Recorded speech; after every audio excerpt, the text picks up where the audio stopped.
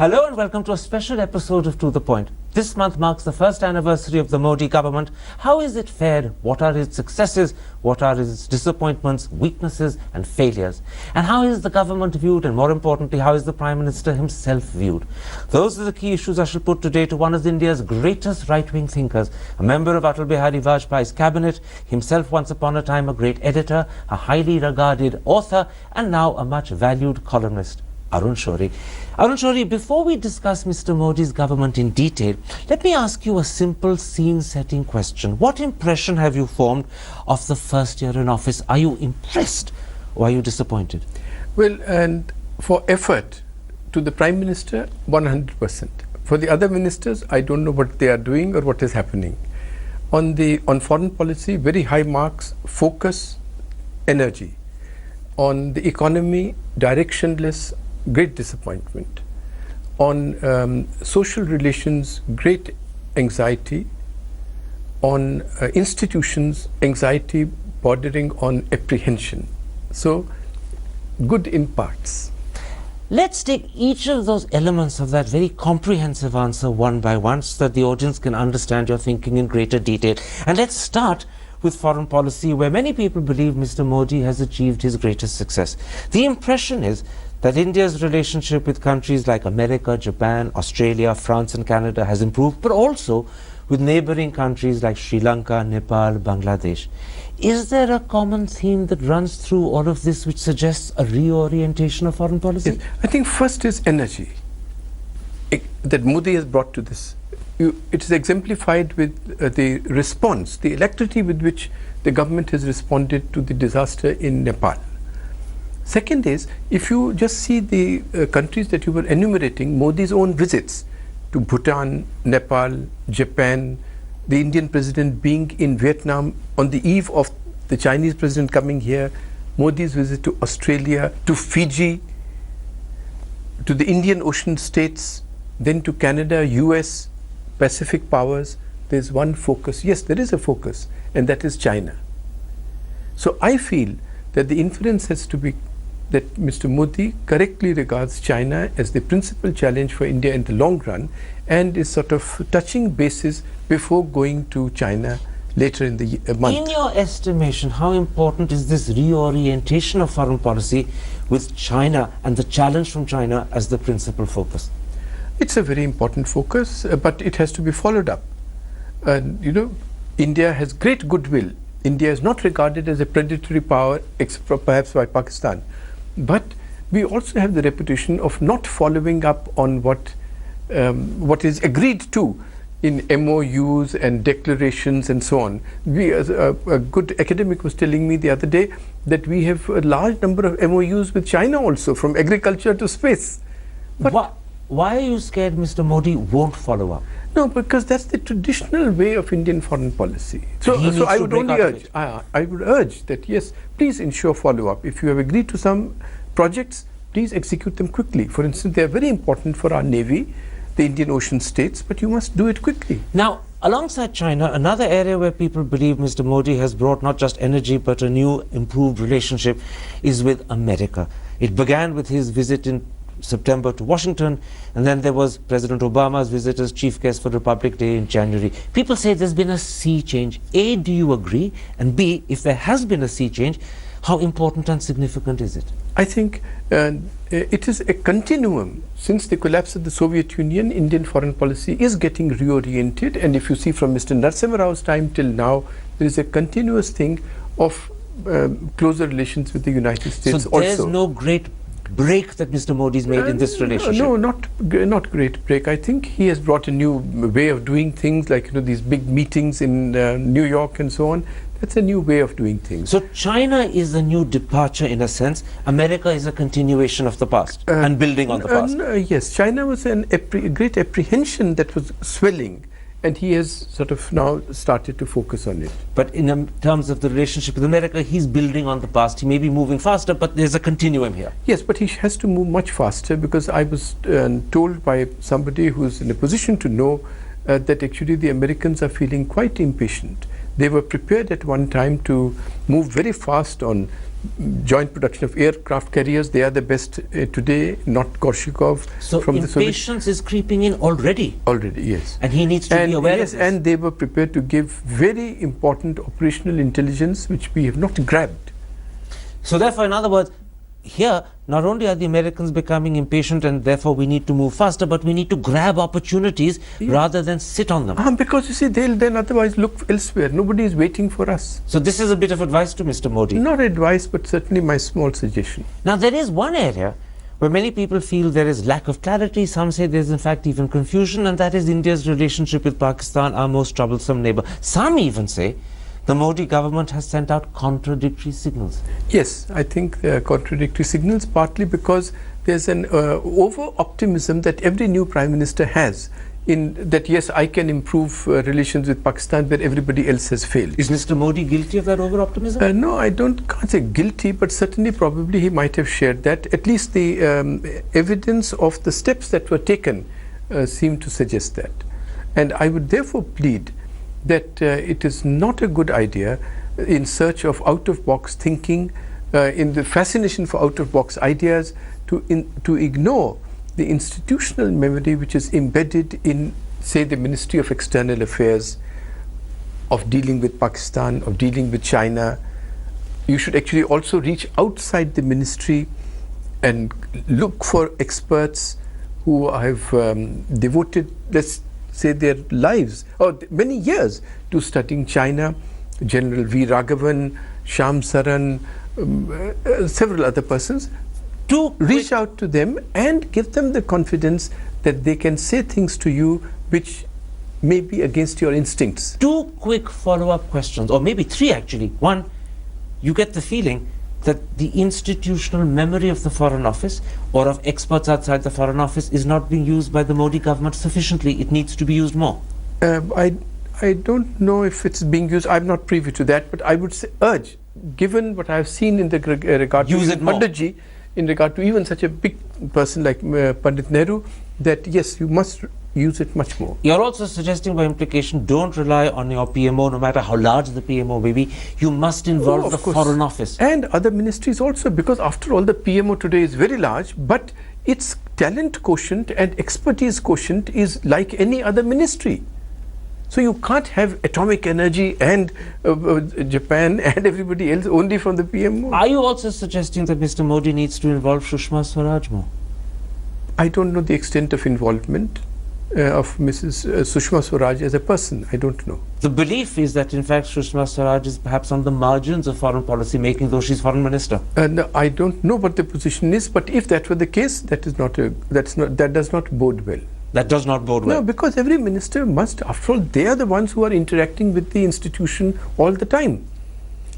Is there a danger in the Modi government that sometimes flashes that come to an individual overnight then end up becoming policy the next morning, and that there needs to be more reflective, thoughtful thinking involving the institutional strength of our Foreign Office rather than relying upon a flash of inspiration that comes to one? I have felt that in regard to economy, certainly, to which probably we'll turn later on, but certainly that it is policy by ilham, by revelation. And what about in terms of foreign policy? I think there has been, as you rightly said, a theme that is being pursued continuously in regard to this. Maybe in regard to Pakistan, there was certain, okay, let's do this, why not try this? That was the... Pakistan is the great failing. Not the great failing, it's a thing that requires a steadier gaze. So America is a success, China is a success, the neighborhood is a success. Pakistan needs a steadier gaze. Pakistan needs more careful thinking. Yes, I think so. I mean, just wait for things to happen in Pakistan before jumping up and down thinking. So you began your answer by saying that one area of great success was Mr. Modi's handling of foreign policy, and certainly the public perception was one of surprise that he was so adept and so adroit at handling foreign policy. But actually, beyond that, you're saying something very important. You need to follow on. Often India doesn't. You need to be aware that the Americans are becoming impatient. You need to grab opportunities when they give them, because otherwise they go away and give them to someone else. And on Pakistan, stop being contradictory. You need clearer thinking. Steadier thinking, yes. Steadier thinking. Let's now move from foreign policy to economic policy, which in a sense was perhaps the principal reason why the country elected the Modi government. A lot was expected. Many people say there's disappointment. Others go so far as to say economic delivery is the greatest disappointment. Would you agree with some of that? Yes, I think so. Unfortunately, I would agree. That because there were three main problems. And that was to recommence the investment cycle. And enough has not been done on that. When you say that you're disappointed, explain to me why you're disappointed. What is it that you were hoping would happen that hasn't happened or hasn't happened sufficiently? So I'll give it in just 2-3 sentences. Please allow me to do that. Investment cycle. Private investment was the key at this time. They were over-indebted, the companies. Therefore, they needed from banks. Banks themselves were burdened with bad loans. So you had to do something about professionalizing the bank, recapitalizing the banks, taking away the bad loans into a TARP type arrangement, so that the market re-evaluates the banks, and the banks can raise money and the whole cycle can begin. I'm just giving one example. That is the challenge they had. Yes, they had, and nothing has been done. Absolutely nothing? No, I don't see that. So you know how much industrial credit has grown in the last year? Only 3.5%. So when you talk to industrialists, yes, what explanation do they give you why they're not investing? Because Mr. Jaitley claims a lot has happened. Why do industrialists say to you nothing much is happening? Well, because they don't see when they don't their own projects. Yes, they have been cleared, but clearance is one thing. The project has to come through with finances. I give you one example. It has to go down. If the factory is going to be set up in some taluka, you have to have follow-up there. That you cannot have without cooperation of chief ministers. That has not happened. Let me put to you something that Mr. Jaitley enumerated just last week when he was in America at great length. He had a list of what he called the government's achievements, and prima facie, on paper, they're very impressive. For instance, he points out, inflation is down to 5%, fiscal deficit to 3.9%, the current account deficit to around 1%, growth, he says, has gone up to 7.5%, and then in addition, there's increased... Let me finish and then you answer. In addition, he says there's increased FDI in defense and insurance, coal and spectrum auctions have happened, diesel is deregulated, land acquisition amendments have happened. And despite all this, you point out to me, investment isn't happening. Yes. And industrialists are disappointed. So what's missing? What is it that they haven't done? First point, Karan, is every government at any time can give you a long list. Second is, for many of these items that he has enumerated, really the credit is not of this government. Oil prices coming down, all other commodity prices coming down, that has helped. So I would not think that, please do not, the task of leadership is to appropriate failure and distribute success. Here it is the opposite. Aren't the coal auctions and the spectrum auctions the credit of this government? Of course. And it follows from, the credit is that they have implemented the Supreme Court judgment on this. So even here, by the way, they're following instructions. Well, which is a good thing to do. It sets the stage for the future for allocation of this thing. But the figures that are being put out on auctions, please look at them carefully. Sethi and Bakshi, two authors, analyze the figures on coal auctions. 2 lakh crores garnered by government. It turns out that actually the receipt is going to be 6,200 crores. This is what would come. 2 lakh crores would come when the companies that have won the auctions produce coal at the rated capacity of the mines for 30 years. But it seems as if I've got it just now. So over here, in claiming 2 lakhs has been earned, the government is actually misleading people. Well, they are managing headlines. Unfortunately, there is too much focus on managing headlines in regard to the economy, and that is going to rebound. I want to come to the big picture. Are you suggesting to me, when you say the economy and the economic handling is directionless, that there is not sufficient thinking and planning, that there isn't a proper policy? I think there is not enough reaching out to experts who know it. And there is too much confrontation with too many persons. Supreme Court today, Reserve Bank tomorrow, not a good idea. In other words, experts who should be involved are not being involved. And secondly, that much of the uncertainty that has been created is, for instance, with tax administration. It's just an example. Explain that, because actually that's a major example, and let me put it like this so that you can answer. Many people feel that the Modi government repeatedly, the Prime Minister and the Finance Minister, give assurances of a non-adversarial tax regime, of a stable tax regime. But FDI looks at high-profile cases like Vodafone, Shell, Nokia, Cairn, Vedanta, and they get frightened. And now FIIs look at the prospect of retrospective tax and say, what's happening? This is going back on assurances we were given. Has the Modi government mishandled tax, or is the Modi government's attitude to tax misunderstood? No, of course they have mishandled it. How can there be any doubt on that? You suddenly send notices to Shell, to Nokia, to everybody, having said that you will not have retrospective taxation or retrospective dues. The Prime Minister's office itself writes that you should attend to public grievances, and the letter is put out in the public domain. And then suddenly you say 40,000 crores are owed on a tax that was there from 1987, and actually thrice, the government of India said thrice that it does not apply to FIIs, to the financial, to the and now they suddenly changed their position. Suddenly changed. No, but not only that. Then the FIIs withdrew some money, 2 days. And they said, no. Those FIIs which are located in countries where we don't have, where we have tax treaties, we will not charge. Oh, notices have gone not for 10,000 crores, only for 906 crores. Then they said, but what about the debt? FIIs investing in debt instruments, because that's 3 lakh crores. So suddenly, yesterday, Mr. Jaitley announces in Parliament, no, that will also not come. Just 1 second. So that shows, he said, 2 din ke share hai. So you're 40,000 crores, it will not be changed. Important thing. On tax, first of all, wrong decisions are taken. Yes. Earlier bad decisions which should have been corrected are not corrected. Continued. And now, having compounded the matter, you're backtracking by trying to get out of a situation which is a mess. And you come out as bullies. If the other fellow just stands firm, the bully then just retreats. So how bad a message has the government's tax handling sent out to investors both at home and abroad? First, it alienated them, and now it has made them laugh. Is this going to retard foreign investment in India? Yes, because they require stability, they require predictability. And that's not happening? No. So 2 major errors have happened. One, a failure to understand how you revive investment, as a result of which investors are not investing. And secondly, sending out the worst possible message on taxation so that FDI is also put off. And third, that within the economic sector, institutional reform has not been paid any attention to at all, whether it is banks or the regulatory framework or regulatory framework within the financial sector, all of which impinges on investment. So that's a third failing. Yes, absolutely. Now, the government says that its Make in India policy is iconic. They believe that this is a critical way of boosting manufacturing, as a result of which employment will happen, jobs and livelihood.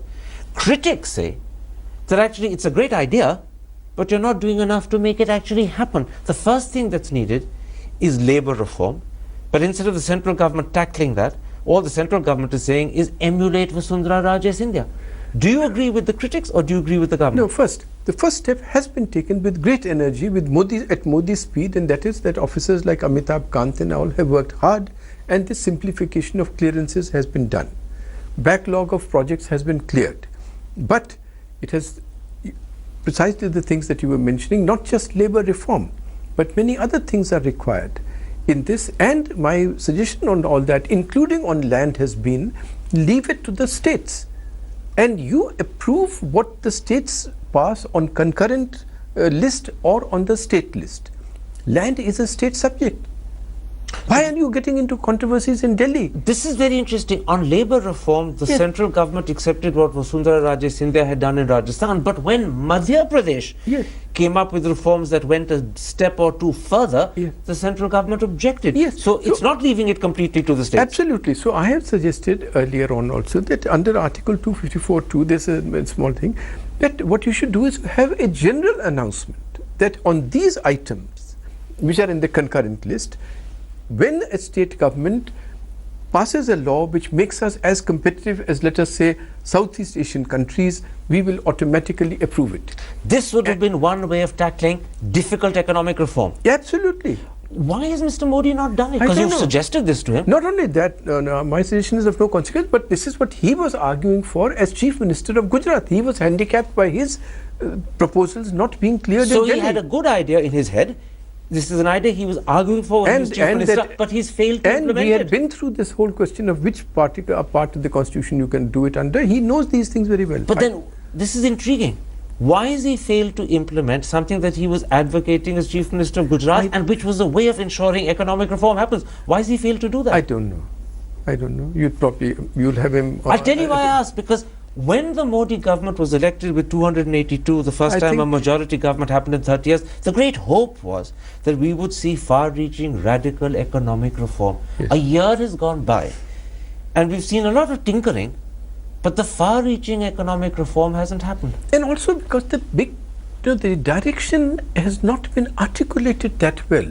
Much of it. Is it just articulation? No, not just articulation, but there's also because if you don't have the large picture in your own head, then it's just jigsaw pieces lying around, and when Karan asks me, then I make a picture out of it. Oh, this is my grand picture. That's what's happening. You put it very nicely. Economic thinking is like the different pieces of a jigsaw puzzle all lying in a mess. The big picture, to put it together, is missing.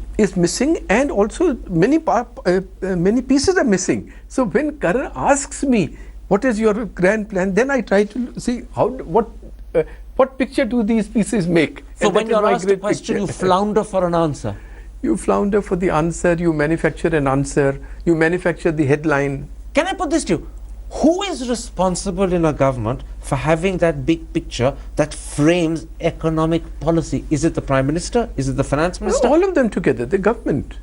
So together this government has actually not just disappointed, but in not having that big picture, they've let down the country. Because you expect the big picture of the country is a big thing. But anyhow, when a person like Mr. Deepak Parekh says that nothing has changed on the ground, well, then you better wake up.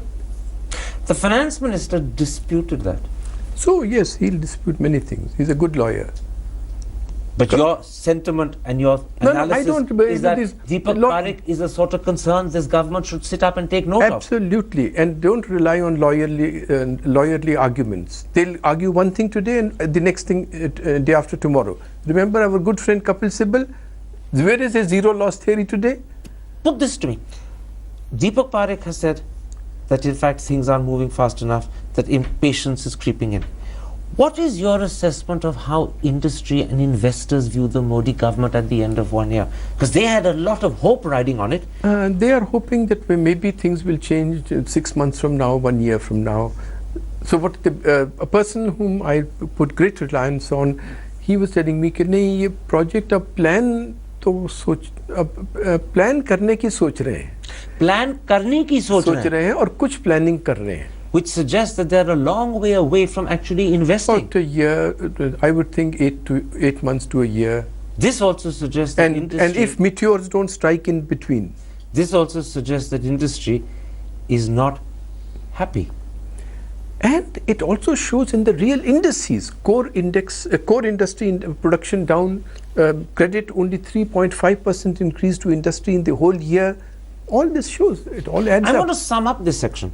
You said 2 or 3 very important things. The economic handling is directionless.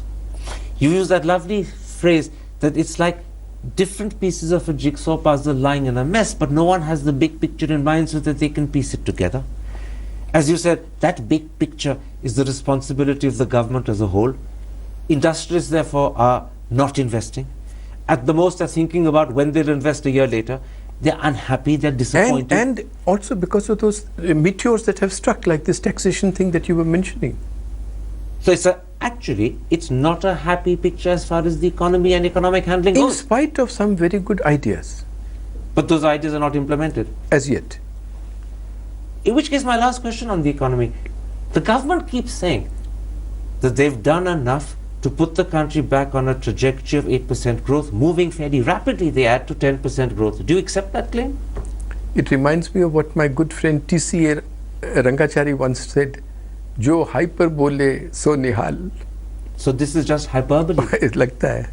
So this government is talking... It is, Professor Galbraith used to say, Indian planning and economic management consists of therapeutic targetry. In simple layman's language, what you're saying is that as far as the economy is concerned, the government is talking, it's talking big. Delivery is not happening. The results are disappointing. Yes. Yes. Yes. Arun Shourie, let's come to the government's handling of institutions. There is a great belief that many are languishing, some in fact are actually being neglected altogether. For instance, India doesn't have a Chief Information Commissioner, we don't have a Chief Vigilance Commissioner, 2 of the Election Commission posts are empty, all the Lokpal posts are still unfilled, and perhaps worst of all, the Cabinet Secretary is about to end his second 6-month extension and no new man is yet appointed. Does that worry you? You know, yes, it worries me. And there are 2 points. One is Mr. Meenu Masani used to say in a wonderful book called Our India, he had written that no, in our case, cows are sacred. So we don't kill them. We just starve them to death. Institutions are being starved to death when appointments are not being made. And there is a lesson in that for us ordinary citizens, and that is be very vigilant.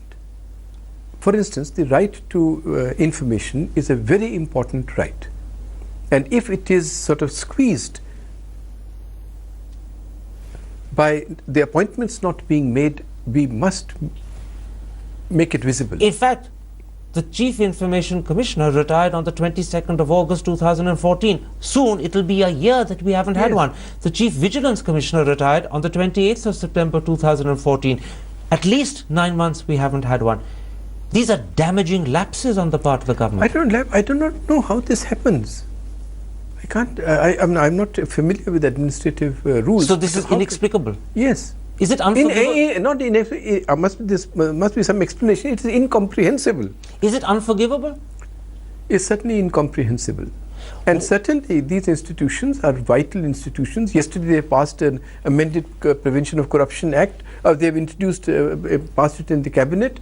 Well, you are not having a Chief Vigilance Commissioner? So how can it be? This is a criticism of the government in your eyes? Yes, certainly. I can't understand why this has happened. The government moved very quickly to replace governors. UPA incumbents were shifted out.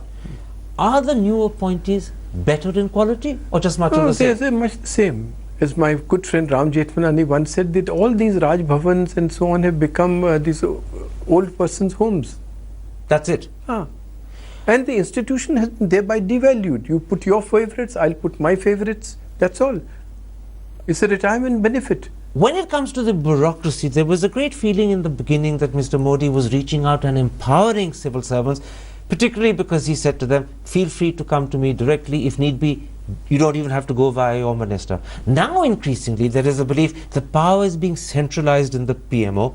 Even notes from one ministry to another have to be vetted by the PMO first, and now people say he's disempowering the civil service.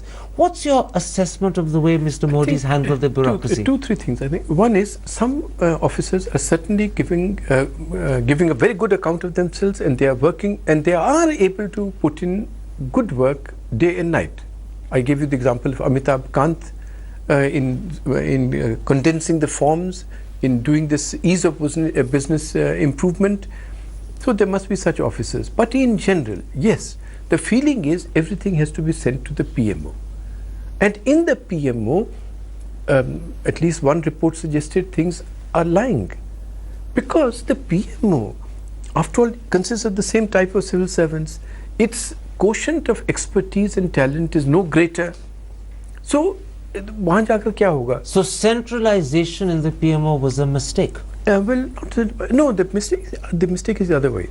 See, the Prime Minister relies on the bureaucracy as his principal instrument, not, for instance, on his ministers.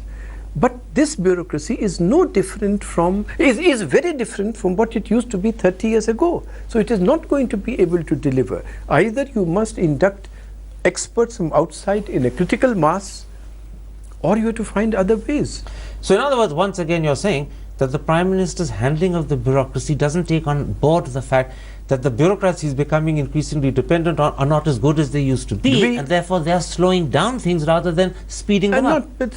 But there's one good thing that has happened just yesterday, a day before yesterday, that is these amendments in the Prevention of Corruption Act. At last, they have heard the cry that I've been trying to voice for 5 years, that you have to amend the Prevention of Corruption Act to shield officers who would have done things bona fide, and that's one plus point. Very good point. What about the government's handling of Parliament, which is a critical institution? There's a lot of criticism for the way ordinance are used, and in particular the way the land acquisition amendments were pushed through by ordinance, as a result of which many of the opposition felt offended.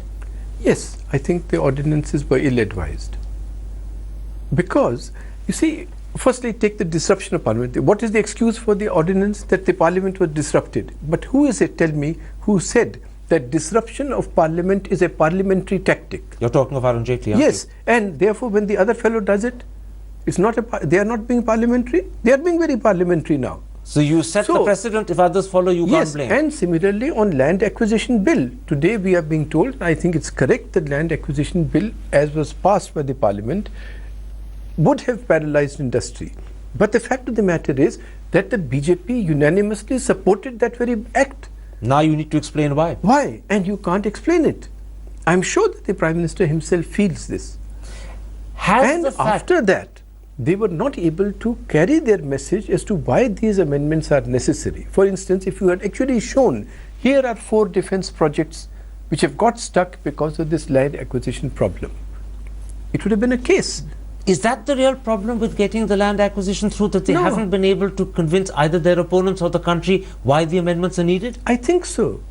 That's one. And the second is that you have... A failure of communication is an intriguing problem, because Mr. Modi is a great communicator. Yes, but you see, you have to have the whole government doing it.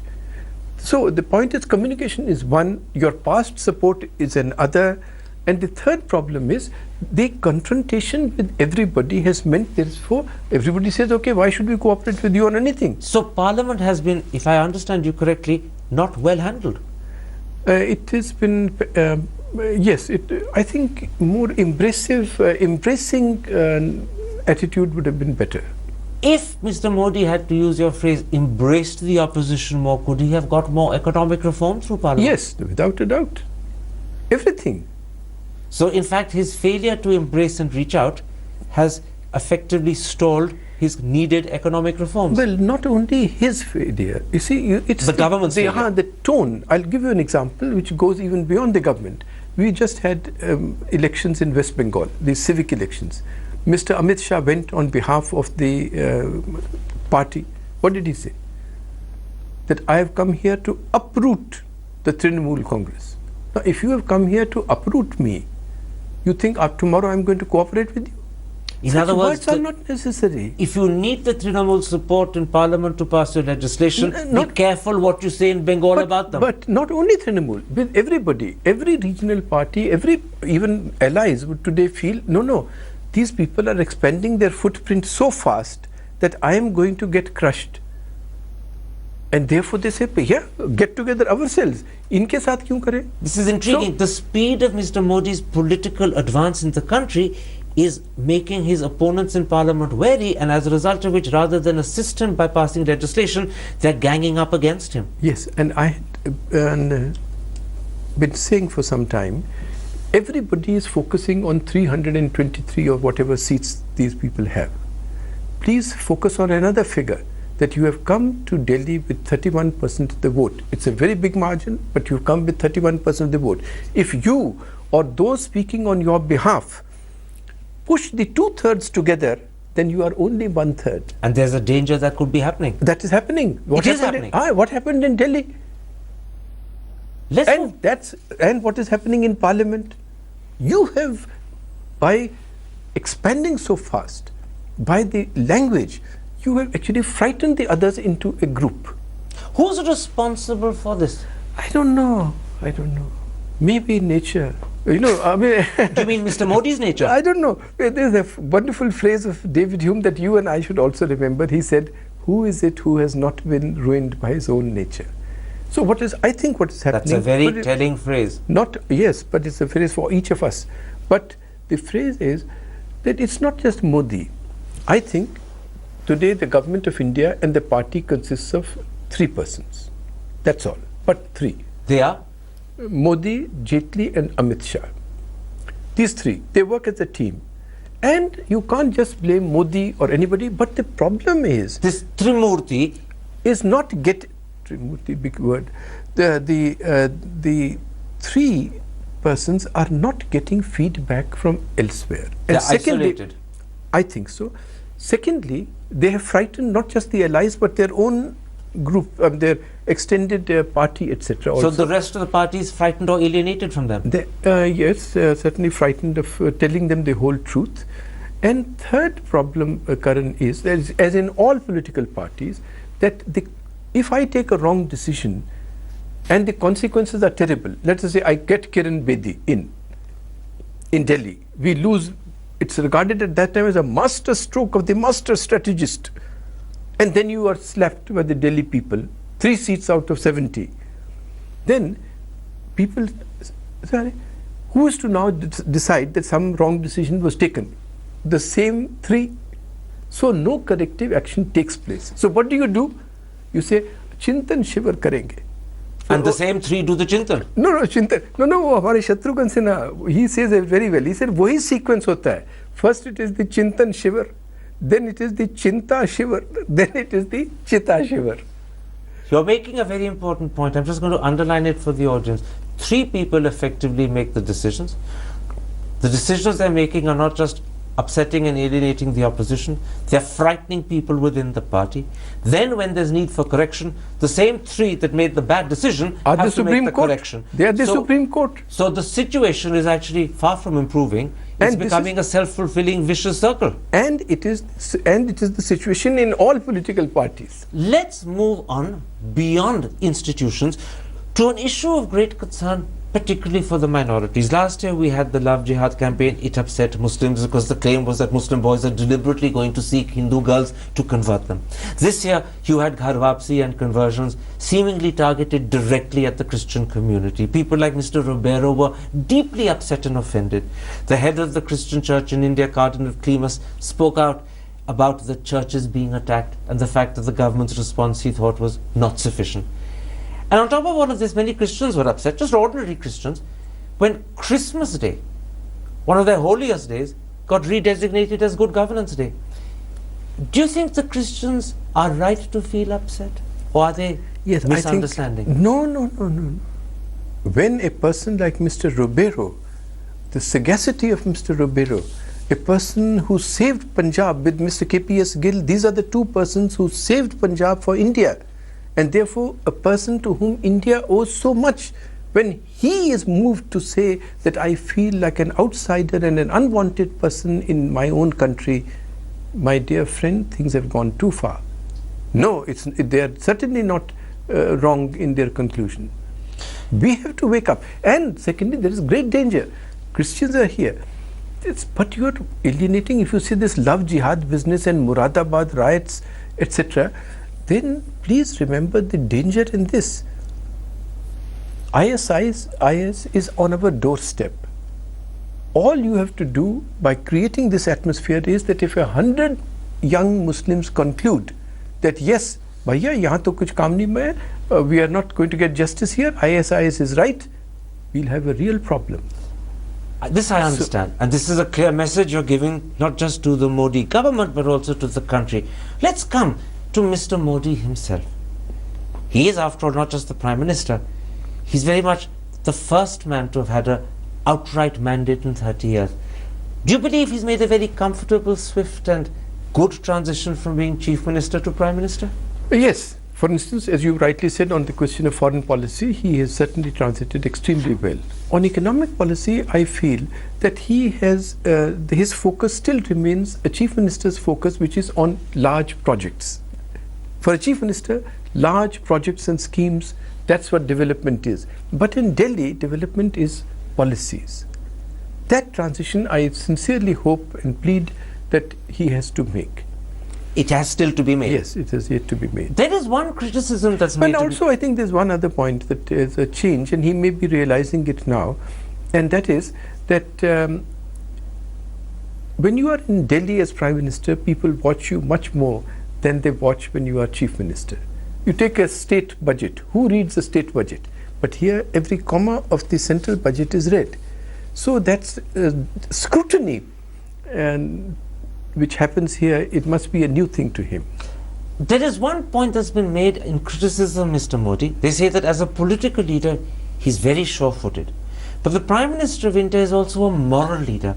At a time when the country is anguished by things that are happening, it's the job of a Prime Minister to take a stand the country can rally around. But Mr. Modi was silent right through the Love Jihad campaign. He was very late and slow in speaking out when the conversion campaigns were happening. And although he's criticized people like Sadhvi Niranjan Jyoti for her language, when General V.K. Singh or people like Giriraj Singh have spoken out, he's been silent. When Yogi Adityanath and Shakshi Maharaj have spoken out, he's been silent. Do you think Mr. Modi needs to speak out more often and reassure people more often? Well, yes, I think, especially because of what Mr. Modi does. There's this tweeting business. You see, if you are sending out, I hate this damn thing, but this Twitter bit, if you are sending out tweets on Sania Mirza's victory, on so and so, on some wishing somebody birthday, and then you don't do it on such an important thing, churches or Love Jihad, or then people draw an inference, which is not good. या तो आप बिल्कुल नहीं बोल रहे, then people don't expect you to speak anything, like Narasimha Rao, Vinoba Bhave. But if you're going to speak, make sure you speak at critical moments. On the issues that are happening. For instance, when Mr. Modi's government acts very quickly in Srinagar flood or on Nepal, he provides that kind of leadership. But when on moral questions he is seen as silent, then naturally people he's creating doubts where he should be in fact removing them. And yes, unnecessary doubts. One area where Mr. Modi got a lot of flack was when he wore that monogram suit the day President Obama came. Was that just a lapse of judgment, or was it a critical mistake? Lapses of judgment can be very critical mistakes. I cannot understand which person would have gifted him that suit. I certainly I can never understand how he ever chose to accept the gift or wear it. Has it damaged his chaiwala image? Because not the image. You see, the point is, you cannot take Gandhiji's name and wear such a thing. So I don't know how it happened, and it was very good that he got rid of it very quickly. Can I ask you? Because it was clearly a gift. Should he have accepted such a gift? I don't know, but I can't understand how this happened. Really, frankly. I like him very much. I think he is the man today, the only person who can give us that leadership. This kind of thing, it's incomprehensible. What about Man Ki Baat? Is that a clever, good innovation that creates a direct link between PM and people, or is it just a bit of a gimmick? I don't know. But it depends on, all communication is good, but you have to do, I'm not really familiar with what is going on and what the audience response is, but I have one suggestion on this matter. You see, not to do with Man Ki Baat, but this business that I was mentioning earlier of being satisfied because you are able to manage headlines. You see, when the gap between projection and performance is so vast, then people see only the distance. They don't see the 5 good things that you have done. So one of the things I would suggest to the government as a whole, lower profile. Second, embrace others, seek other people's cooperation. Those are 2 very good points. I hope he's hearing you. My last question. If I recall correctly, you used an Akbar Allahabadi couplet to characterize the first 6 months of the Modi government. You said, Plato ki awaaz to aa rahi hai, par khana nahi aa raha. How would you characterize the full year? There's a couplet of Faiz. Wonderful couplet. It's a sad couplet. It's about persons having made so many promises and then not lived up to them. So Faiz asks, अब और किसी फर्दा के लिए इन आँखों से क्या पैमा कीजिए? Now for another morrow, what promise will you make to these tired eyes? किस ख्वाब के झूठे अफसों से तस्कीने दिल नादा कीजिए? With the false magic of what dream will you now console this broken heart?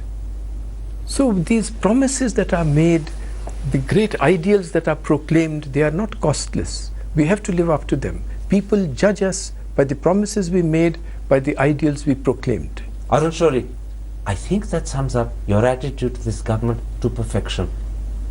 I'm not going to say a word more beyond. Thank you very much indeed. Thank you. Thanks a lot. Alongside China, another area where people believe Mr. Modi has brought not just energy but a new improved relationship is with America. It began with his visit in September to Washington, and then there was President Obama's visit as chief guest for Republic Day in January. People say there's been a sea change. A, do you agree? And B, if there has been a sea change, how important and significant is it? I think it is a continuum. Since the collapse of the Soviet Union, Indian foreign policy is getting reoriented, and if you see from Mr. Narasimha Rao's time till now, there is a continuous thing of closer relations with the United States. So there's no great break that Mr. Modi's made in this relationship? No, not great break. I think he has brought a new way of doing things, like these big meetings in New York and so on. That's a new way of doing things. So China is a new departure in a sense. America is a continuation of the past and building on the past. Yes, China was a great apprehension that was swelling, and he has sort of now started to focus on it. But in terms of the relationship with America, he's building on the past. He may be moving faster, but there's a continuum here. Yes, but he has to move much faster, because I was told by somebody who's in a position to know that actually the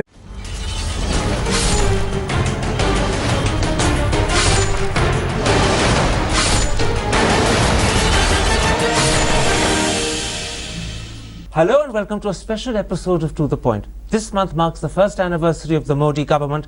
How is it fared? What are its successes? What are its disappointments, weaknesses and failures? And how is the government viewed, and more importantly, how is the Prime Minister himself viewed? Those are the key issues I shall put today to one of India's greatest right-wing thinkers, a member of Atal Bihari Vajpayee's cabinet, himself once upon a time a great editor, a highly regarded author and now a much valued columnist, Arun Shourie. Arun Shourie, before we discuss Mr. Modi's government in detail, let me ask you a simple scene-setting question. What impression have you formed of the first year in office? Are you impressed or are you disappointed? Well, and for effort, to the Prime Minister, 100%. For the other ministers, I don't know what they are doing or what is happening. On foreign policy, very high marks, focus, energy. On the economy, directionless, great disappointment. On social relations, great anxiety. There's one focus. Yes, there is a focus, and that is China. So I feel that the inference has to be that Mr. Modi correctly regards China as the principal challenge for India in the long run, and is sort of touching bases before going to China later in the month. In your estimation, how important is this reorientation of foreign policy with China and the challenge from China as the principal focus? It's a very important focus, but it has to be followed up. India has great goodwill. India is not regarded as a predatory power, except perhaps by Pakistan.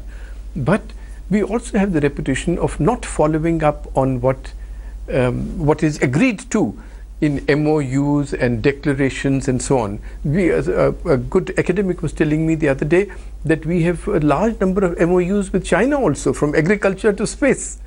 But why are you scared Mr. Modi won't follow up?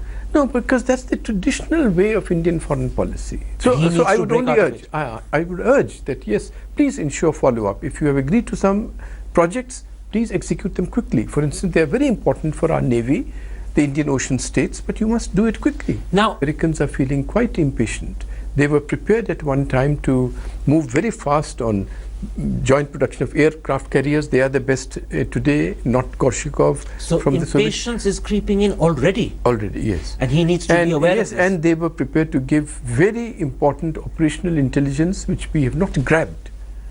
So therefore, in other words, here, not only are the Americans becoming impatient and therefore we need to move faster, but we need to grab opportunities rather than sit on them. Because you see, they'll then otherwise look elsewhere. Nobody is waiting for us. So this is a bit of advice to Mr. Modi? Not advice, but certainly my small suggestion. Now there is one area where many people feel there is lack of clarity. Some say there is in fact even confusion, and that is India's relationship with Pakistan, our most troublesome neighbor. Some even say the Modi government has sent out contradictory signals. Yes, I think there are contradictory signals, partly because there's an over-optimism that every new Prime Minister has in that, yes, I can improve relations with Pakistan where everybody else has failed. Is Mr. Modi guilty of that over-optimism? No, I can't say guilty, but certainly probably he might have shared that. At least the evidence of the steps that were taken seem to suggest that. And I would therefore anxiety on institutions, anxiety bordering on apprehension. So, good in parts. Let's take each of those elements of that very comprehensive answer one by one so that the audience can understand your thinking in greater detail. And let's start with foreign policy, where many people believe Mr. Modi has achieved his greatest success.